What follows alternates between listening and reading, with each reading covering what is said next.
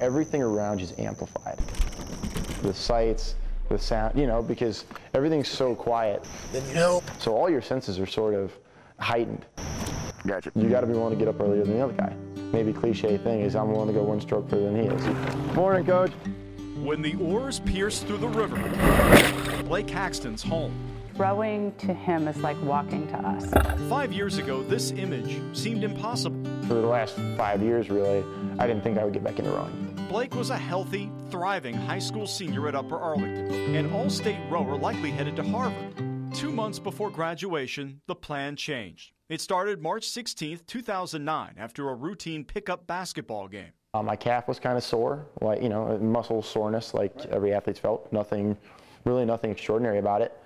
Went to bed, got up the next morning, okay, it's a little worse, maybe it's, you know, maybe I did something to it. And then got up Monday morning and I couldn't walk on it. And it was starting to get red and swollen. I was like, you know, okay, holy smokes, this is something I got to take care of. Haxton's condition deteriorated swiftly. He was diagnosed with necrotizing fasciitis, or the flesh-eating disease, an extremely rare bacteria infection which can quickly kill an infected patient. Chances of survival were in the single digits, if that.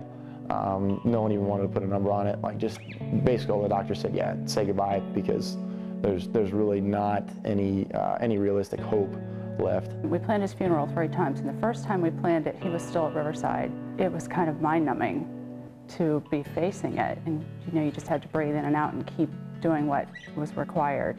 Blake was transported from Riverside Hospital to Ohio State Medical Center to utilize a stronger life support machine. It bought Blake time. He endured the amputation of both legs, 21 surgeries, 100 days in the hospital, but most importantly, survival. Probably for me, the hardest part of the entire thing was coming home, believe it or not, emotionally. 2 weeks before I got sick, I bought a new pair of running shoes, and they were still in the hallway where I had set them down next to the door when I left. And I was just like, you gotta be kidding me.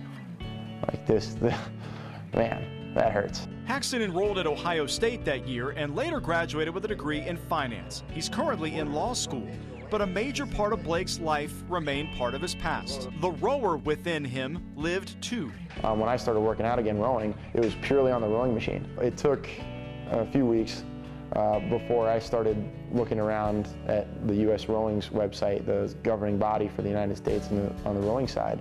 Last month, Haxton arrived for his first major para-rowing competition at the U.S. Nationals. He had no credentials or adaptive racing experience. All he did was win the Arms and Shoulders 1,000-meter sculls race. B. Haxton has already crossed the line. By 20 seconds. I knew I was going to have to, you know, hopefully row well and then get through it on fitness, which worked out. Tremendous athlete, has a great heart, lung capacity, fearless competitively.